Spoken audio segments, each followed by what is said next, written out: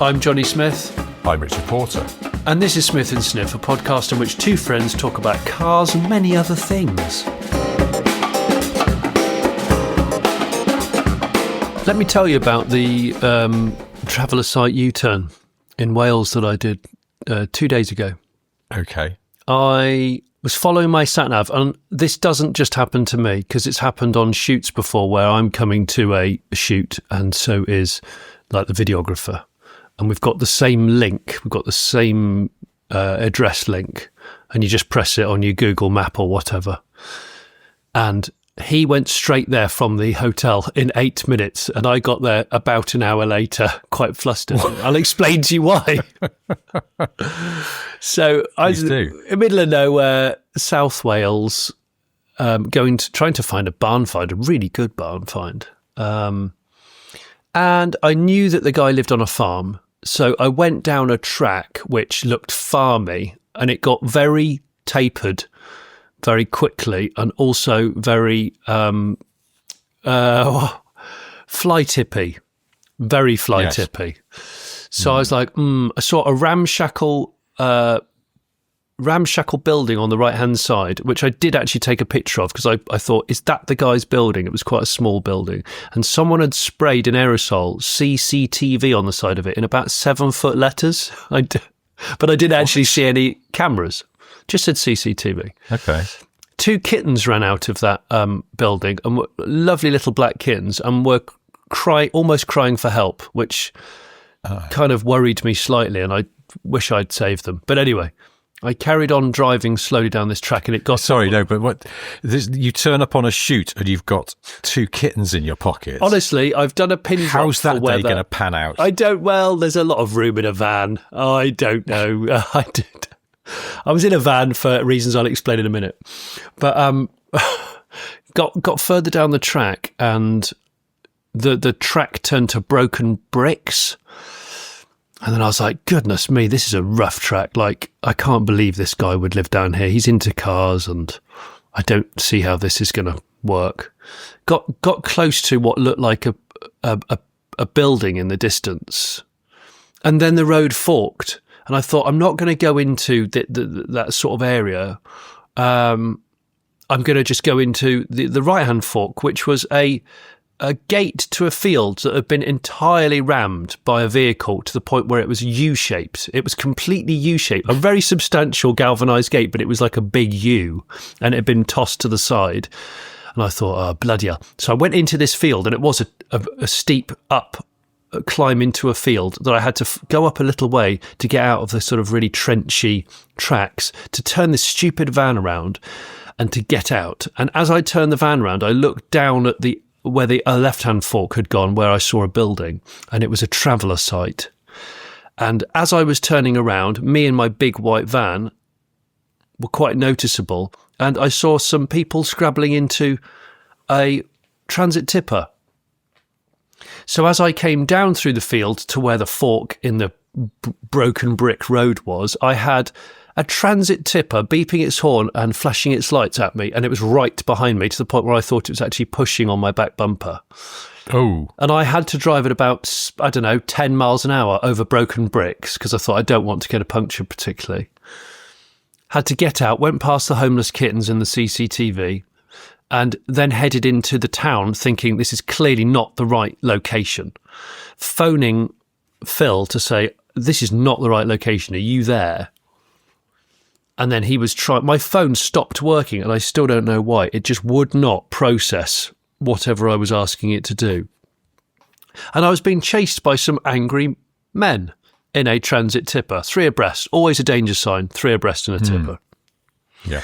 So I just ended up having to wait for my navigation to try and boot up and work, whilst being chased down some streets by a transit tipper. Bear in mind, this was rush hour as well, so we were doing about 20 miles an hour, between 20 and 30 most of the time. Finally got through to Phil and went, Phil, you've got to send me the details of this shoot, because I don't know where I'm going and I'm being chased by travellers. It's quite urgent. But I had to detour about 12 miles in order to shake off these people before arriving an hour late to my barn find, extremely flustered. And so that was the start of my morning. But it ended really well because that evening I finished the barn find and I went to go and pick up some Matra Rancho parts, hence the van. And I met one of the most SSGs out there, and I want to just say what a lovely man Dick Husband is. Dick Husband. I met a man called Dick Husband who owns Angel Motors, Dick at Angel Motors, and what a nice guy. He runs this little business, and he has an eBay shop, and he hasn't asked me to say any of this, but I feel like I've got to.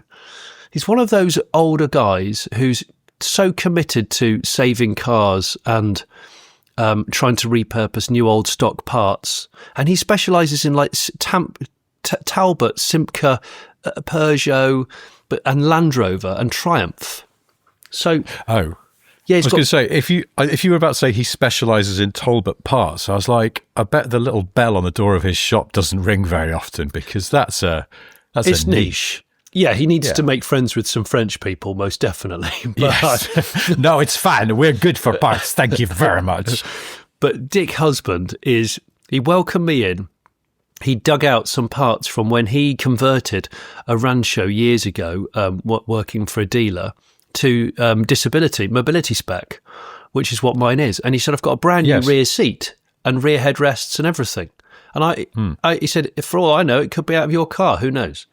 So I bought those and many other things, and then went on a tour with a head torch in his building, which I did take my vlog camera.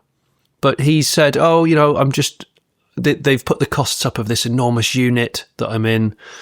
They've over doubled it in the last year." And he said, I don't want to throw all this stuff away. I want to sell it. So he's got his eBay shop, and he's got his email address. He's on WhatsApp, and he's just trying to find homes for all of this lovely stuff. Just boxes of new old stock things and nice secondhand things. So big shout out to Dick Husband at Angel Motors. He's in Whitland in South Wales. I'll put his details in various places, but a sweet guy, and invited me in, insisted I had a ginger biscuit.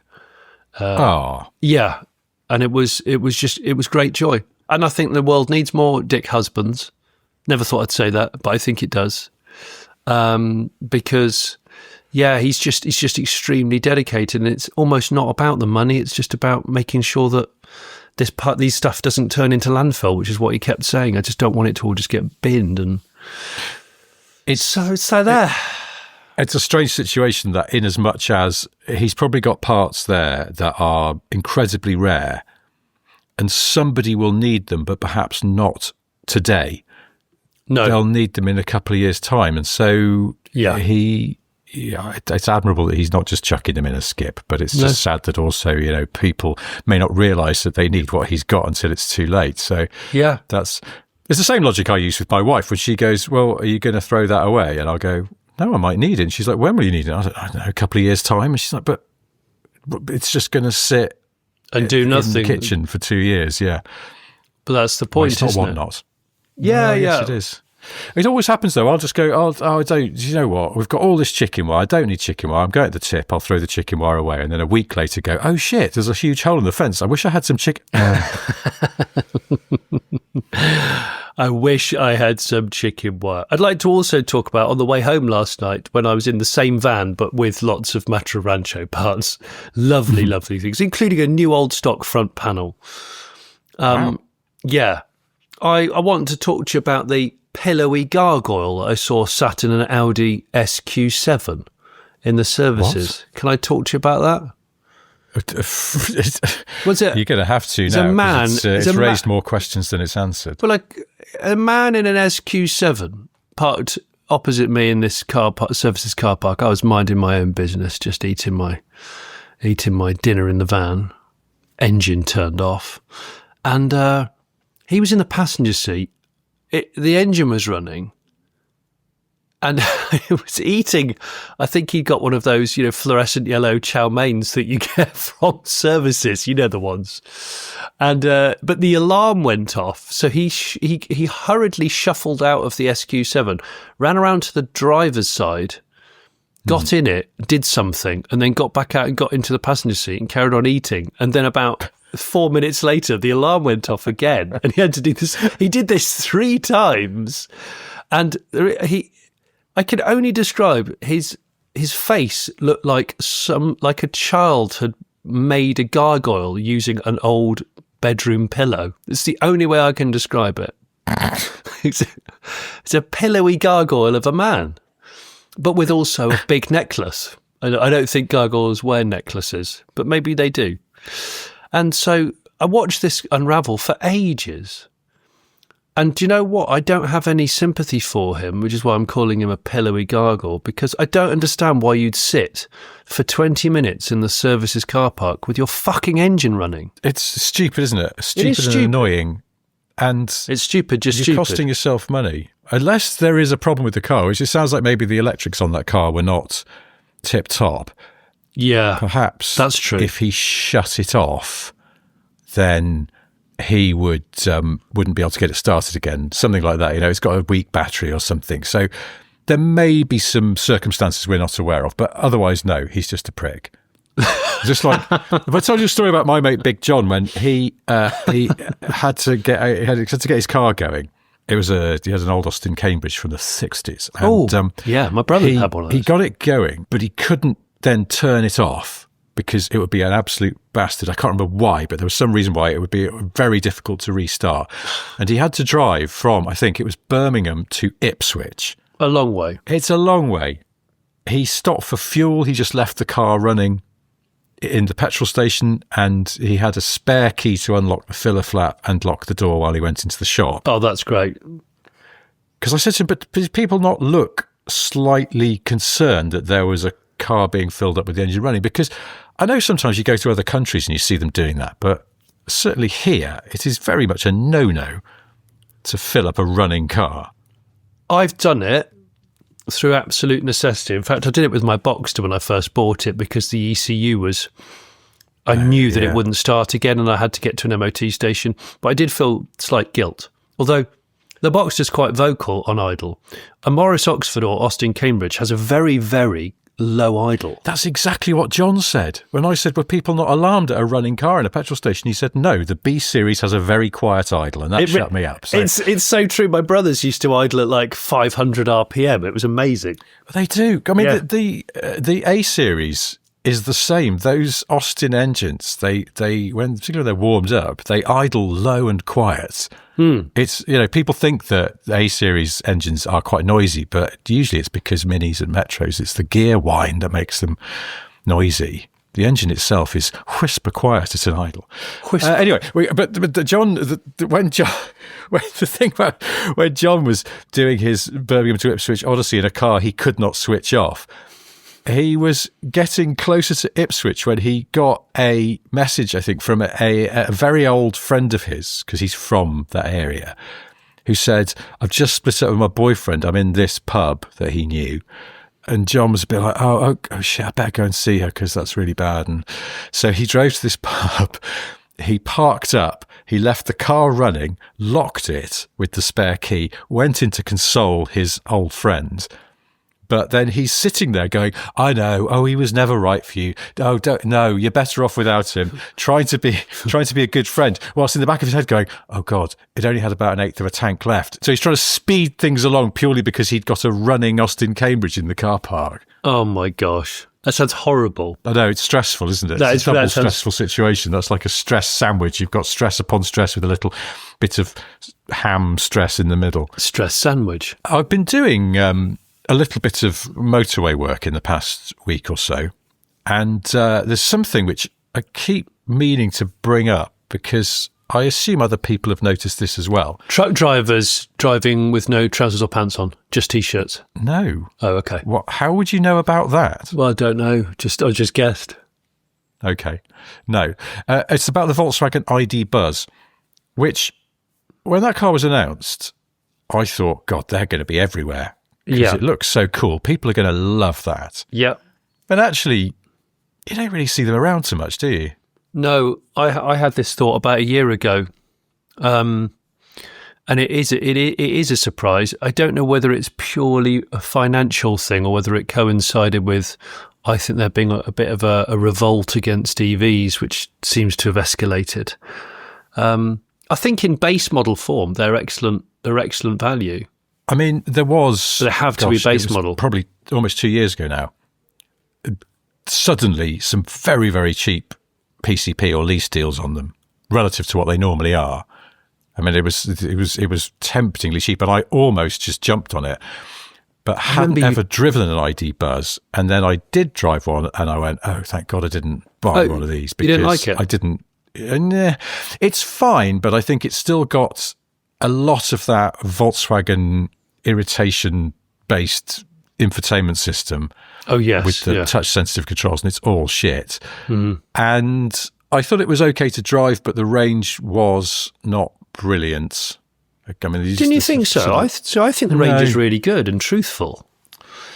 It was it was sort of truthful, but I did a lot of motorway. It was when we went to do our live show in Glasgow, so I drove from here to Scotland in it. So it was a long old trek. That is a long, yeah. And I think it wasn't brilliant at motorway work because it's got a frontal area, isn't it? It's just got a big frontal area pushing air out of the way, and it's going to damage your range. But I just found it sort of generally a little bit underwhelming. I was expecting more. I still love the way they look. The reason I bring them up is because it's like I don't think they're selling. You don't seem to see a lot around. Not the way I thought you would. No, and which I think is a shame. Actually, I do think it's a real shame. The only people who seem to have gone all in on the ID Buzz are a company called Mitie or Mitie. Yeah, Mitie. Mitie. Yes, I've seen those. Yeah. They are all over the place, but what throws me off about them is because I see one come in and go, oh, look, someone's bought an ID Buzz. But they've also decided to put one of those red nose day things that used to be popular a few years ago on the front. Yes, so it's like a red plastic bowl. Exactly. That's cable tied to the grill. Those Mitie, I'm probably saying this wrong. We seem to pronounce everything wrong, don't we? But Mitie, they're like a sort of building maintenance company. Yes. Mitie. I've got a Mitie building. Mitie. They every time I go, so why does someone put a red nose day thing on the front of that? Oh, it's that office maintenance company. Right, I get it. It throws me every single time. I don't know if I'm alone in this. I like those Mitie vans because they're base models. I think they've got grey bumpers and steel wheels, and that's the way you want an ID Buzz, I think. I like them. Well, I would say, in general, I feel like I see more ID Buzz vans than I do the regular MPVs carrying version. Yeah. It's cost, I think. It's a lot of money when you get into the well-spec people carrier. I really like the Buzz. I've driven about 4 of them, and I really enjoy all of them to the point where I could see myself owning one. But I've just never.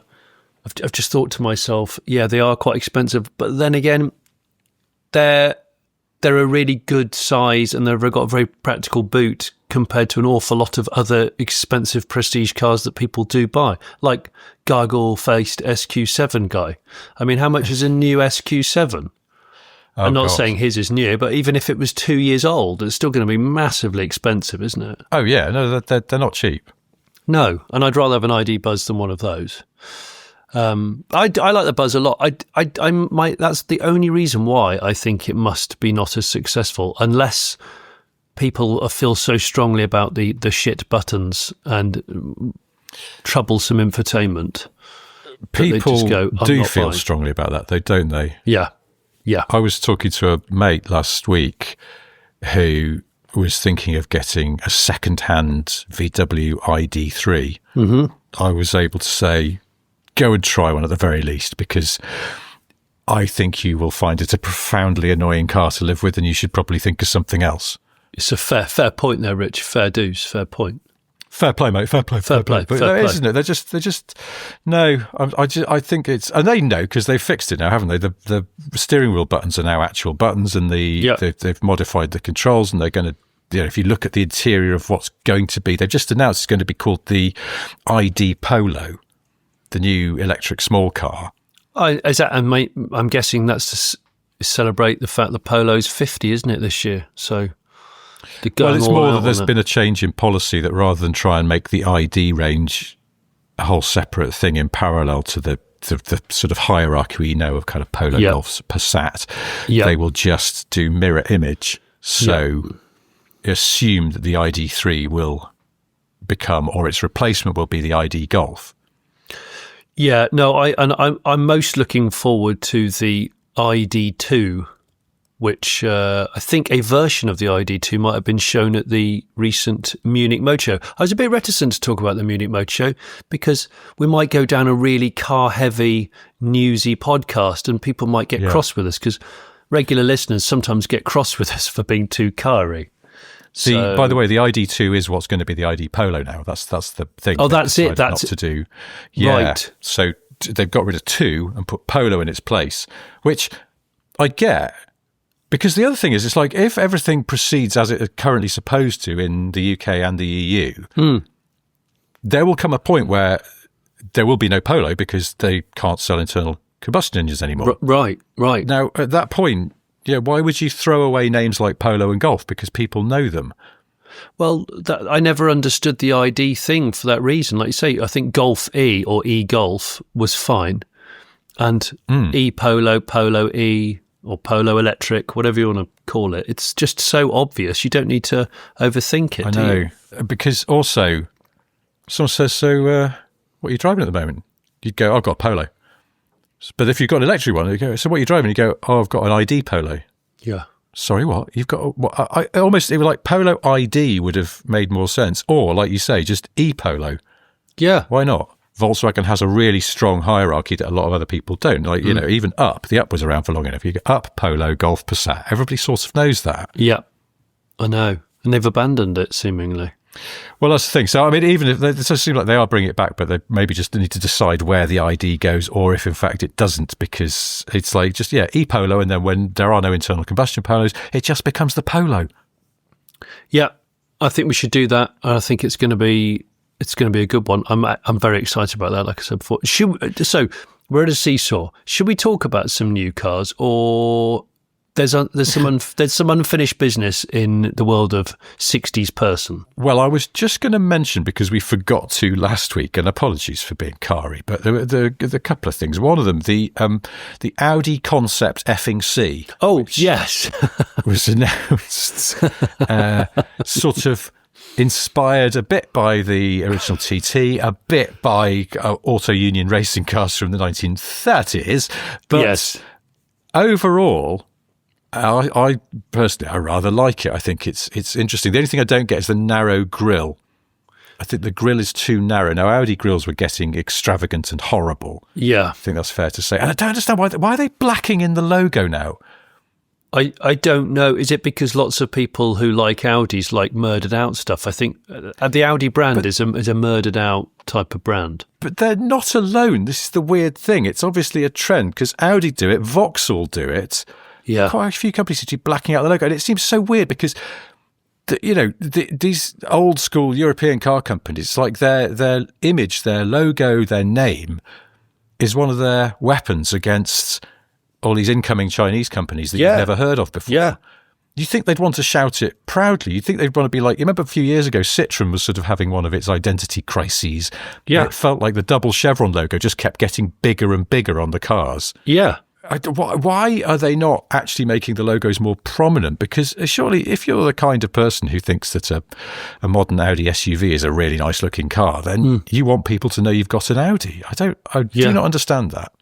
It's almost like Audi grille is starting to look like half of a kidney grille, and at a time when BMW have gone for the Neue Klasse style, original sized two little beaver teeth grille.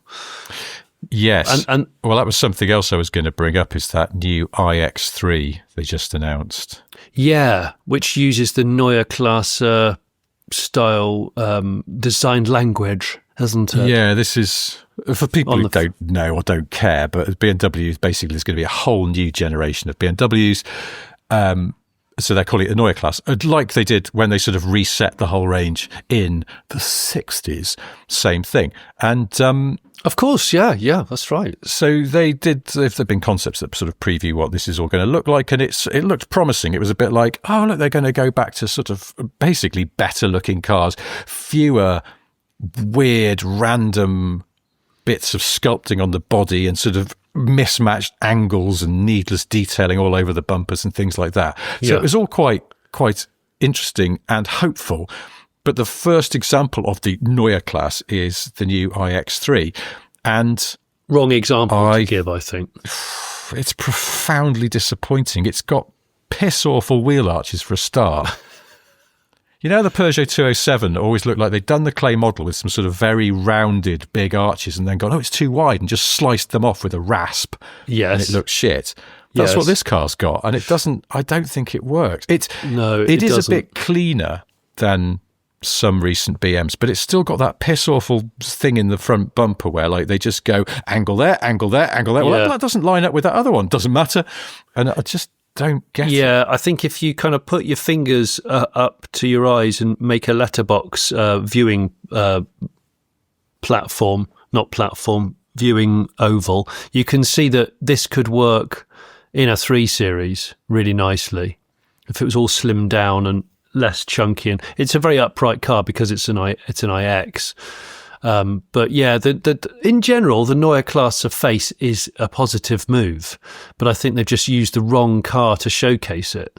That's what I would say. Whereas the effing C concept that you just mentioned, do you know my favourite part of that car is the steering wheel? Oh. Have you seen the steering wheel? It's very sexy. 3-spoke, but almost cylindrical, rotary dial switches on there, and it's all very thin and purposeful. I like it a lot. It's I think Audis might be going back to being subtle again. They've discovered subtlety again, which they were very good at.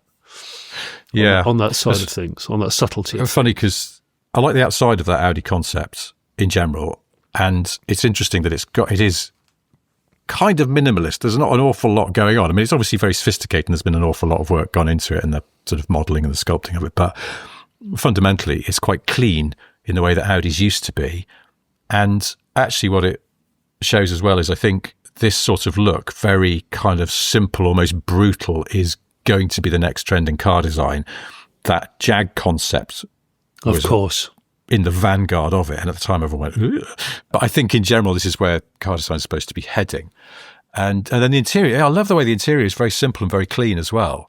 It's really nice. Did you see though that the head of Mercedes design was asked by Top Gear what he thought of that Audi concept, and he said the interior looks like it was designed in 1995.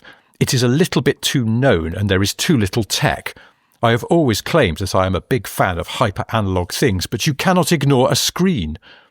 When you have a small screen, you automatically send the message, congratulations, you are sitting in a small car.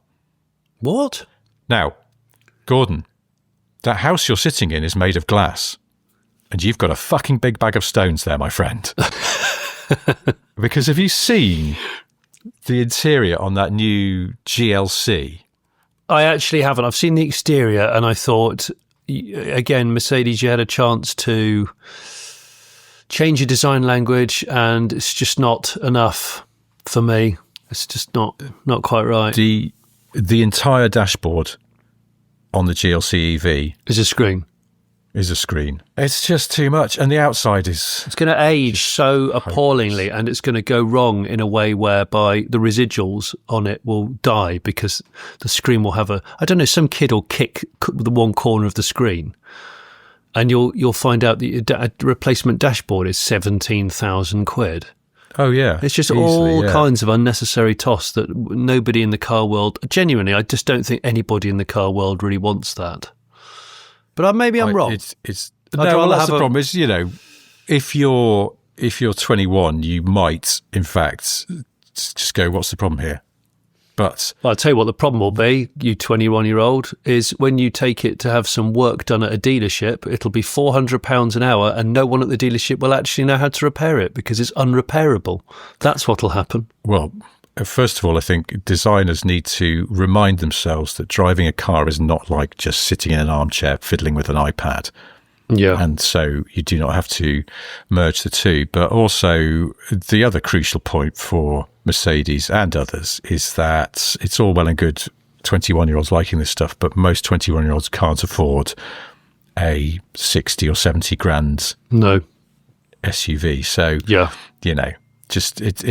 I could see the sort of, this is the way it's going. But I also think as long as the tech is there in that Audi and it can look like that, it's fine, isn't it? The screen is not. The screen is sort of symbolic of the tech beneath. But if it has all the things you want, which let's be honest, is probably CarPlay or Android Auto, and my sister-in-law's got an immaculate Audi A1, and it's of the generation where it has a little pop-up screen in the centre of the dash. I don't know if I mentioned this. Oh yeah, and it reminded me that those little pop-up screens that are about, I don't know, what are they? Maybe 5 inches across.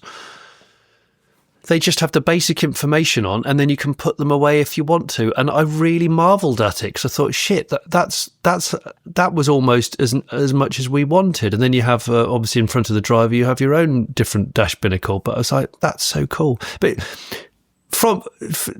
at the Munich Motor Show, did you see what Skoda did? Yes, the Vision O concept. Yes. Oh my word, Skoda!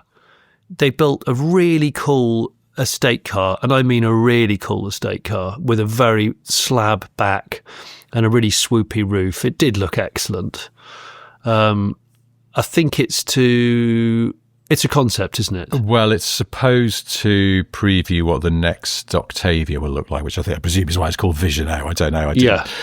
I'll be honest, I was not wowed by this. I thought the proportions are a bit weird. It's too overhangy. It is. I was about to say, yes, it is quite overhangy. It's boxy for practicality, and it, according to Autocar, a modern shape based upon VW's new SSP platform. Hang on a minute, SSP, sweet platform, sweet platform. Someone at VW or Skoda listens to this damn cast, I swear. But yeah, do you know what that Skoda reminded me of? I know it's actually a 5-door, but the rear doors are quite well concealed and they're rear hinged. Yeah, so you don't immediately notice it. And when I first saw it, I thought that reminds me of, the Chevy Nomad. Yeah, I do. That sort of 55 Chevy, 56 Chevy. Yeah, the 50s. The 57 is the one that everyone loves. Yeah, so but it's sort of a 2-door estate. That's right. Yeah, and I thought that Skoda was some kind of crazy tribute to the Chevy Nomad. Yeah, I wasn't blown away by it, I'll be honest, but it's interesting. And it's nice they've tried, they're sort of saying we're still going to do estates. And we're going to do estates, and we're going to do some electric estates. And I think, okay, I've got time for that. And Vauxhall did the Corsa GSE Vision Gran Turismo, like a really wide arched hot hatch electric thing. Guess, is it the answer to Renault's 5.3 Turbo E, whatever it was called? It's from a game, isn't it? But they're saying that the next Corsa could be influenced by it. And it looks very cool. Yeah. And the Clio came back as an actual Clio, not as anything weird. What is happening there? The front of that car is, again, it's one of those ones where you went, okay, so you all stood back in the studio and you went, yes, that's the one. Now, we know Renault can design cars because it's just done the 5 and the 4. Yeah. Doing retro and doing it that well actually is a fuck ton of design work. You don't just go make it look like that. It's really complicated, I think, to get it. Sort of, it feels as the flavour of the original, but it actually looks modern and new. So they've got good people there who can do this stuff. Now, you don't want the Clio necessarily to be retro, but Clios have always been, I think, very nice-looking little cars. And the outgoing one is, you don't see them around so much, but if you look at it, it's really neat. So it's a really nice, subtle touches on it. It's a sweet, sweet little car. And this is a pig-faced horror. This has got quite a face. Are they doing it intentionally so that everyone will buy the Twingo, which is going to be unveiled in a month's time? I do wonder. They'll go, Clio, here's a Clio. Anyway, Twingo. Ooh. Is the Twingo out next month? I think the Twingo's coming out, not out to buy, but I think they're launching it, as in revealing it October. Oh, yeah, that's interesting. Yes, and I think all eyes will be on the Twing rather than the Clio. I almost bought a Twingo last week, an old one. I know, and you should have bought it, you prick. That's all I'm going to say. I think I still could, but a listener got in touch because she's selling a Twingo and is actually not very far from me. So he said you should come and see it. So I did. Have a look at me Twingo. It's really nice. I mean, it's very nice. It's the only thing that is, not sort of absolutely perfect in Twingo terms is that it's black, which I think is not a very Twingo colour. You want it to be in that really nice green that the early ones are in, or something like that. But hey, the condition of it is really good. It's got the slide back canvas roof. Yeah, I drove it, and it was really peppy, if I can use that word. I will let that. I like the word peppy. So it felt nice to drive. But what I thought was right now, so I've put my Beat away for the winter. I don't know if I mentioned this on the podcast, that I've made a tactical mistake with my Defender, which is that I forgot that it is technically a commercial vehicle. Yes, you... Because Land Rover had them all Defenders, even ones with seats in the back, reclassified as commercial vehicles in 2011 so they could keep making them and not fall foul of regs about airbags and pedestrian safety and stuff like that. But commercial vehicles have to pay the clean air charge when they drive into the centre of Bath/Bath, where I live. And I forgot about the reclassification of all Defenders post-2011. So I was merrily driving into the centre of town in it, and then the fines started arriving, and it's cost me quite a bit of money for my own fecklessness. You're a wand made of bacon, Richard. That's I am an absolute sleeve valve. Yeah. And now if I want to go into town, or even annoyingly, and it happened the other day, if I had to take my son to the GP, and to get to our GP, you have to drive through this sort of little bit of the clean air zone that sort of pokes out. And so I had to pay £9 just to take my lad to a doctor's appointment. That's not brilliant. No. So it's suddenly the idea that the Defender will be my winter run around town, take the kids to stuff, slightly compromised. I mean, even just getting out of the city to the motorway, I've got to take a slightly different route than what I normally might, because I don't want to drive through the zone and pay £9 just to leave town. No. No. So this is suboptimal, and I was like, well, I could get this Twingo, and then that'll be the winter run around with the kids. And it's a bit like, but will it though? It's a sort of, it's a 2002 car, so it's a 23-year-old Renault. It's great. That's left-hand drive and 3-door, and it's a sort of yes but no situation where you go, you could, but also, do I want to? And do I? Because it feels like a car you want to keep nice. I could see myself rocking up to Festival of the Unexceptional next summer in it. It does look exceptional. It does look lovely. But I just, I know. I'm probably kidding myself now but no, I've said no, and because what I've realised is probably I do need something to zip about in the winter, but I probably just need another e-up. Or I've been looking at i3s again and going, ooh, they're really good value. They are good, aren't they? Yeah, they are really good value. They're a great car. Oh, I was talking to a mate yesterday who's got one, and I said, you still like it? You still happy? No problems? And he just went, I love it. I absolutely love it. It's brilliant. And no, not a lick of trouble. And it's just great car. Can't think what I'd replace it with. Yeah. And I seem to get this a lot from i3 people. They're a good urban tender, Richard. A good urban tender. Yes, well, as my mate pointed out, he said it's boring, but they've got an amazing turning circle. So for town work, they are absolutely superb. Yeah, and they're slightly narrow, like the Easter Island heads that we've talked about before, like a K car. Quite narrow. Also, you sit a little bit higher than a regular sort of hatchback without being sort of toppily tall, SUV. And I love the cabin. So I love all the raw materials. Love the cabin. I think it's great. Love the cabin. Love the way they look. They drive really nicely. I was looking at the post-2019 ones, which have got the bigger battery. So, they've got a really solid range, plenty for what I'd need for it. I mean, even the early ones will probably be fine. You should get a Mr. Porter edition. Oh, yes. You should. We met a chap once in a car park, didn't we? When we were filming something, you came over and showed us his Mr. Porter one. They're very nice looking because they're in that sort of that shade of blue that was only on those.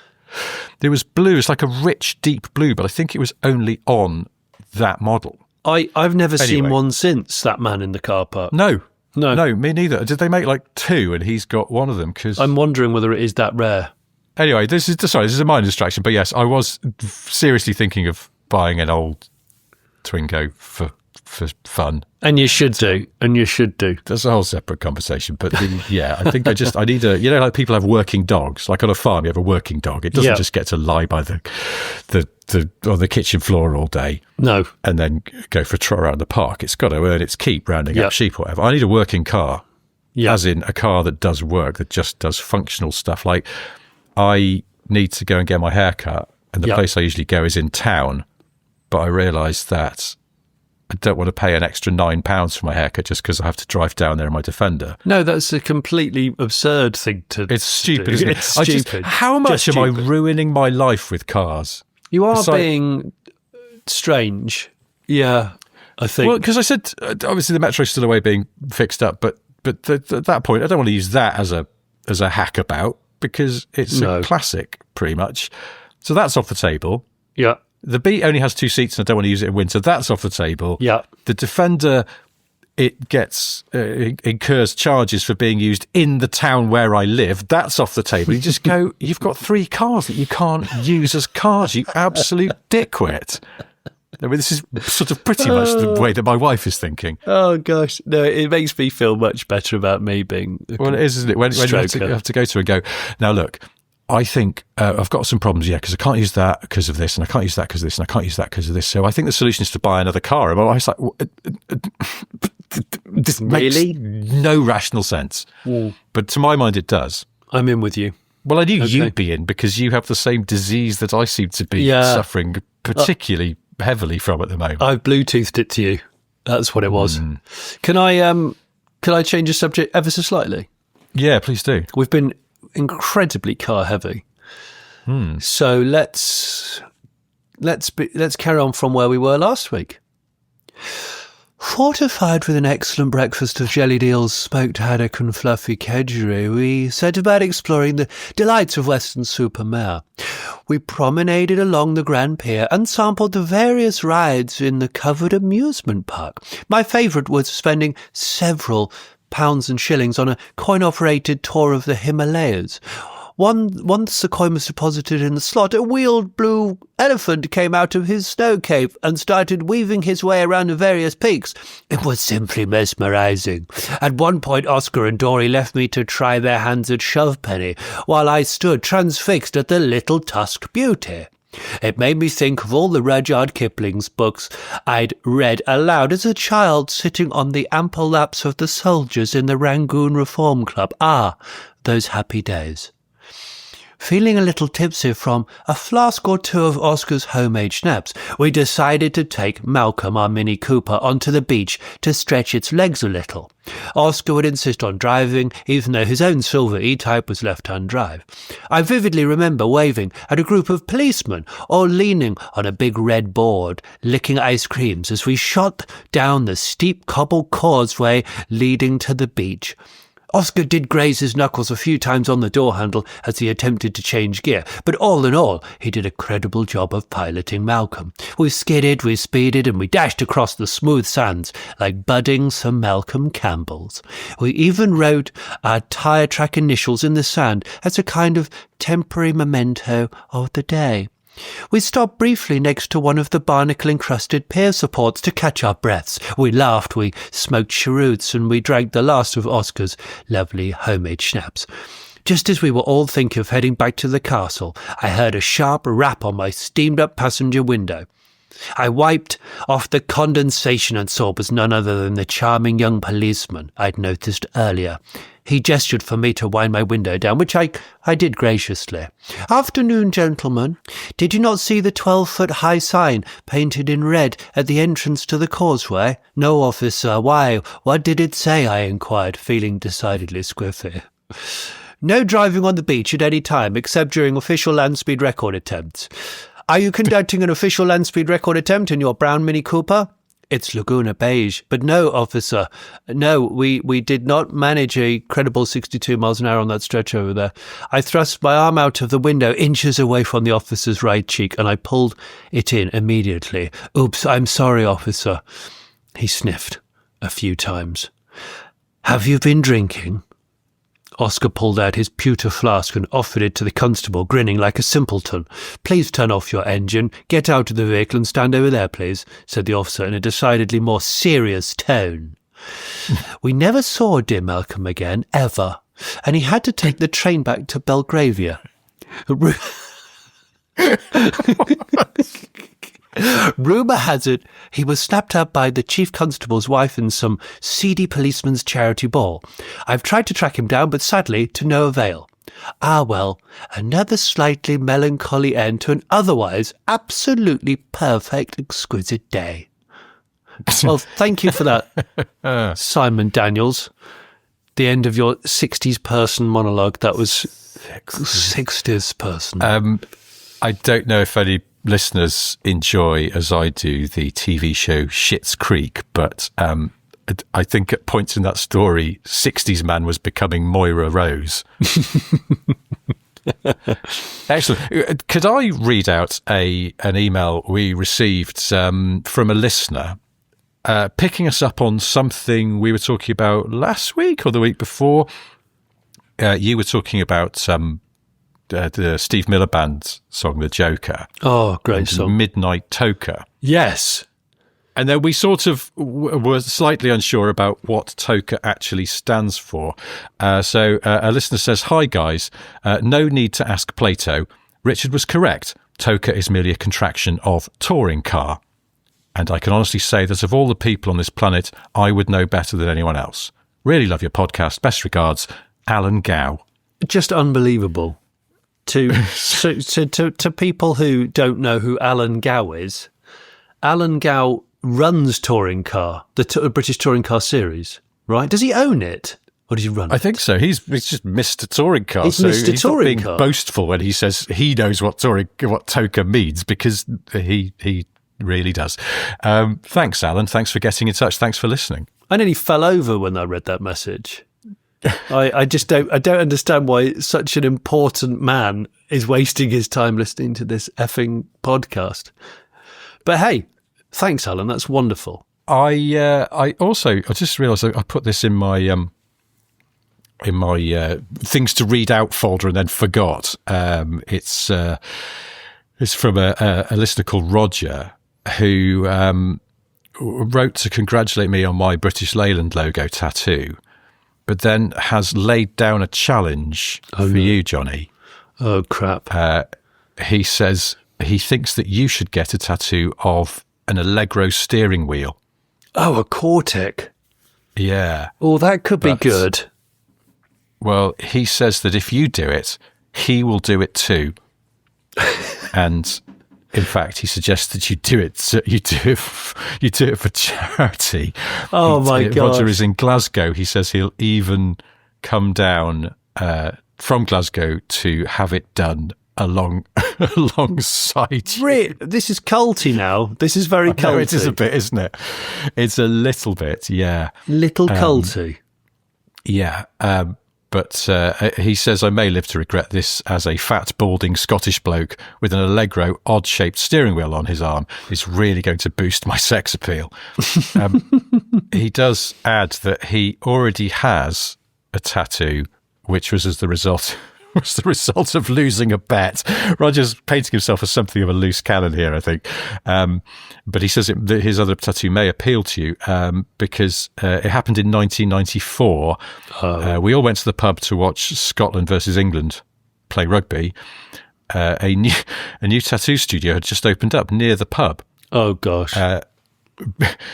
Roger says, being the idiotic sleeve that I am, I challenged my English friend saying whichever team lost, the loser would have to get a tattoo.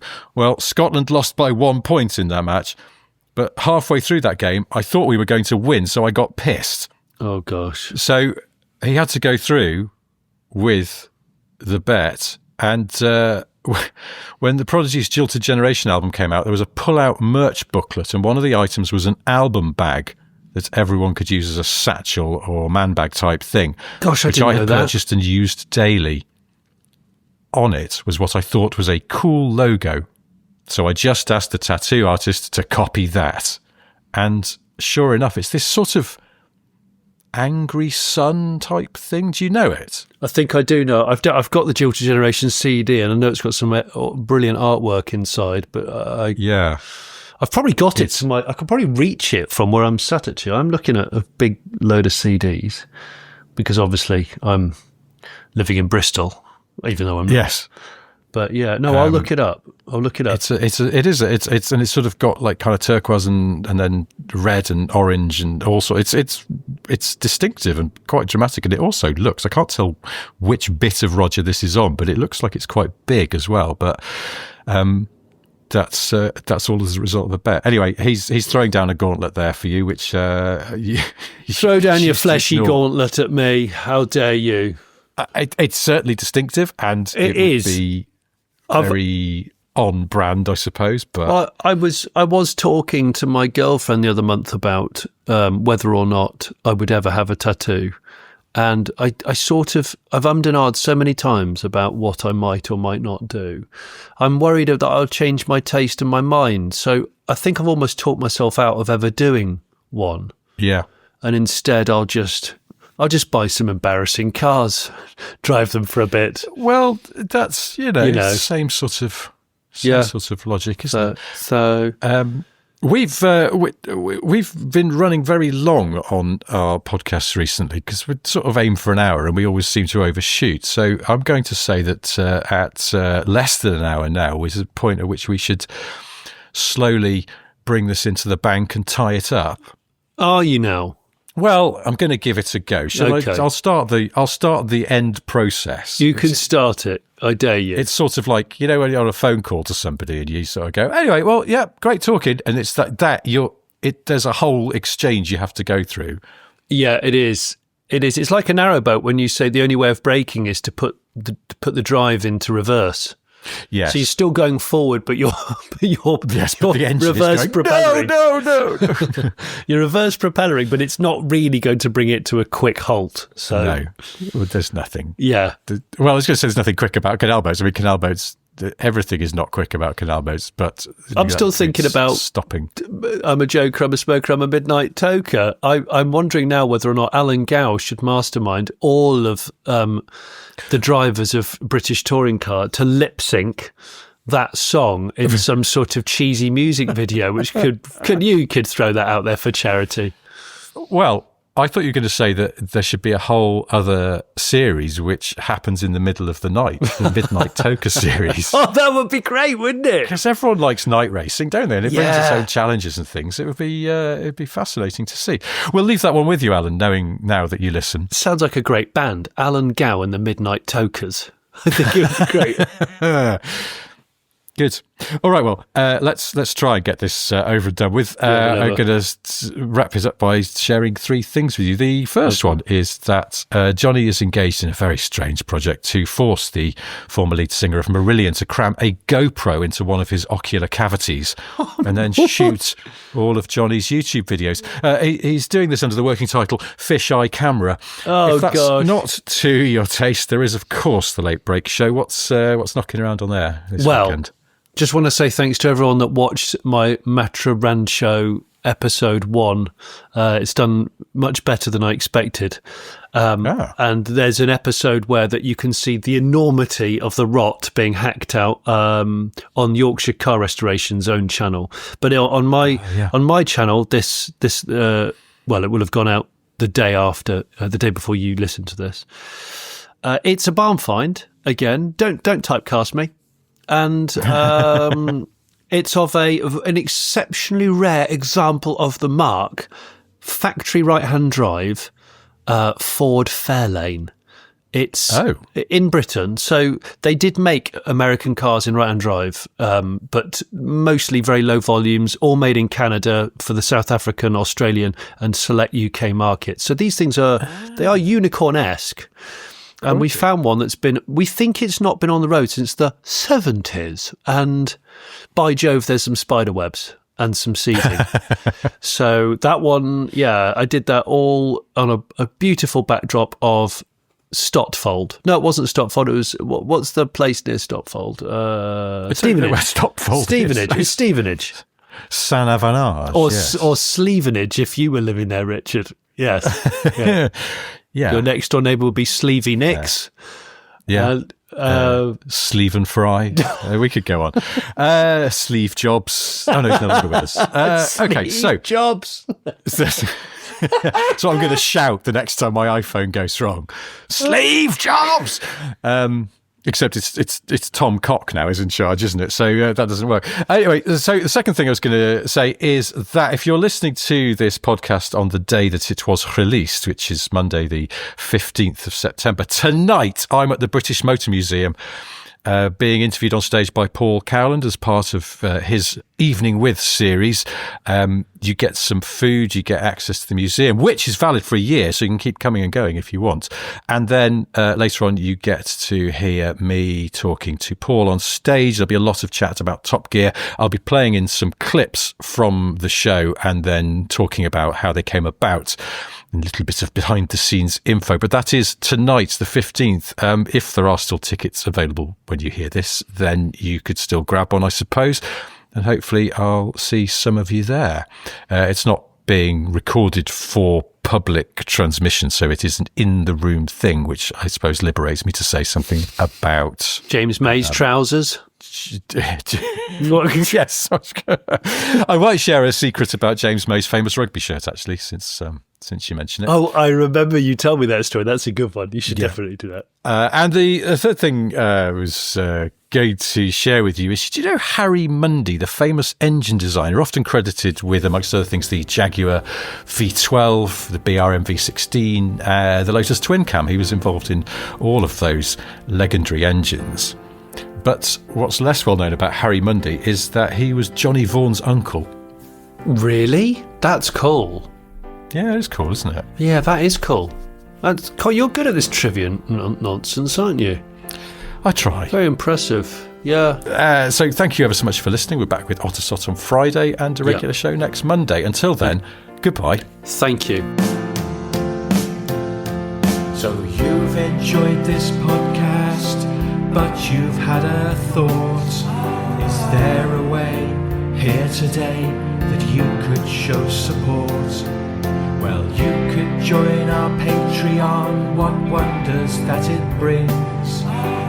Early shows and extra notes on that side of things.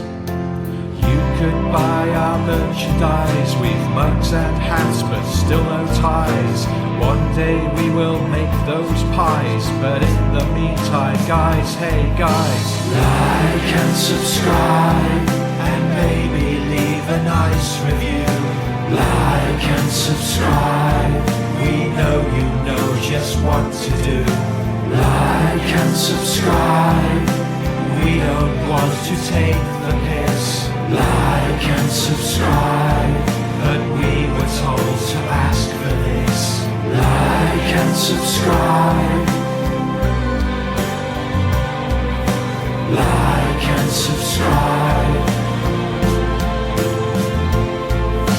Like and subscribe. Like and subscribe.